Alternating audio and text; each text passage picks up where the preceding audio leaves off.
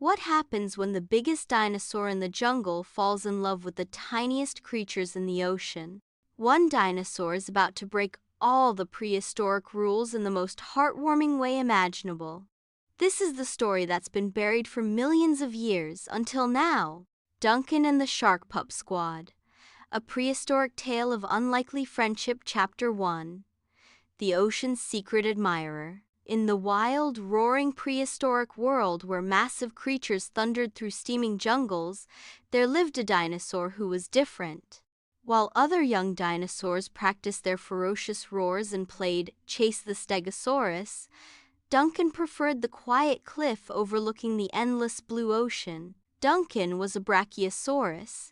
Not just any brachiosaurus, but the most curious one in history. His neck was long enough to peek over the highest ferns, but his heart was even bigger, and it belonged entirely to the ocean's most misunderstood creatures, baby sharks. Every morning, while his dinosaur friends hunted or napped, Duncan would race to his favorite cliff. "There they are," he'd whisper, his massive body wiggling with excitement.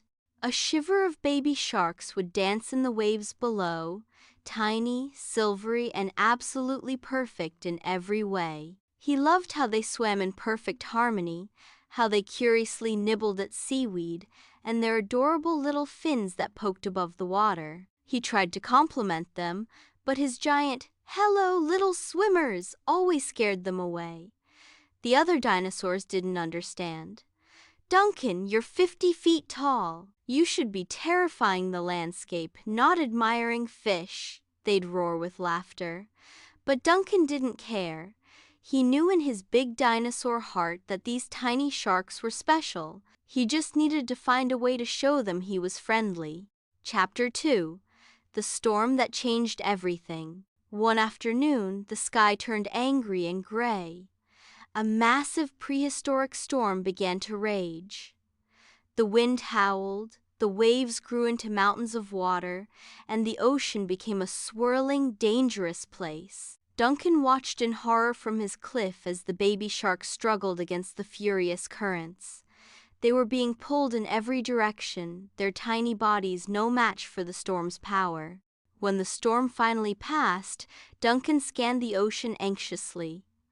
Where was his shiny little shiver? His heart nearly stopped when he spotted movement in a newly formed tide pool, cut off from the ocean by rocks and debris from the storm. It was worse than he feared. Not one, but 3 baby sharks were trapped. The smallest one, who Duncan would later learn was named Finn, was frantically trying to find a way back to the deep water. "We're stuck," Finn cried in his tiny squeaky voice. "The current washed us in here, and now we can't get out." Duncan's enormous eyes filled with concern. This was his worst nightmare. His favorite creatures were in trouble, and he was the only one who could help. Chapter 3. The Great Dino Rescue Mission. "Don't be scared," Duncan called down in the gentlest voice a 50-foot dinosaur could manage. "I'm going to help you." But how? His body was too big for the tide pool. His feet were too heavy to walk in the shallow water. He was a dinosaur built for land, not for delicate rescue missions. Then Duncan had a brilliant idea. He remembered the hollow bamboo-like trees that grew near the jungle's edge. Using his incredibly long neck, he reached over and carefully plucked the longest, strongest one he could find. Next, he needed to clear a path to the ocean. The storm had left behind a jumble of rocks and fallen trees. Duncan used his powerful tail like a careful broom, gently pushing debris aside until a clear channel appeared between the tide pool and the open ocean. Finally, he placed one end of the giant bamboo tube into the tide pool and the other end into the ocean beyond the rocks. He had built the world's first prehistoric waterslide. "Okay, little friends," Duncan encouraged, "swim through the tube." Chapter 4. Meet the Shark Pup Squad. Finn, the bravest of the baby sharks, went first. He took a deep breath and zipped through the bamboo tube. Whoosh! Popping out safely into the open ocean. His two friends quickly followed, their tiny tails wiggling with joy and relief. But the surprise was just beginning. Instead of swimming away, Finn returned with not just his two friends, but with the entire shiver. Dozens of baby sharks swarmed around Duncan's legs, creating a shimmering, swirling circle of gratitude. "You saved us," Finn squeaked excitedly. "We thought land creatures were scary, but you're wonderful."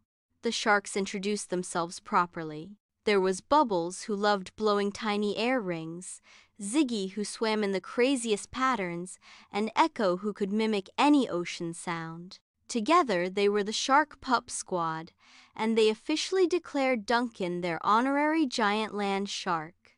Chapter 5.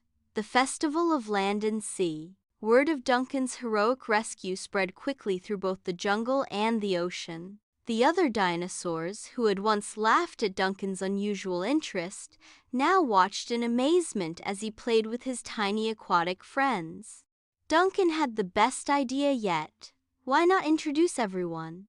He organized the first ever Festival of Land and Sea right at the water's edge. The baby sharks put on an incredible synchronized swimming show. The young land dinosaurs carefully shared their favorite land plants, which the sharks discovered made excellent underwater decorations. They even invented new games together, like Dino Splash, where dinosaurs would gently dip their tails in the water for the sharks to play tag around. Duncan looked around at his incredible new world. He had his dinosaur family on land and his shark pup squad in the sea. His differences, once something that made him feel lonely, had become his greatest strength. From that day on, no one ever said dinosaurs and sharks couldn't be friends. Because in a corner of the prehistoric world, the most unlikely friendship was thriving, proving that kindness and curiosity can build bridges between even the most different of creatures.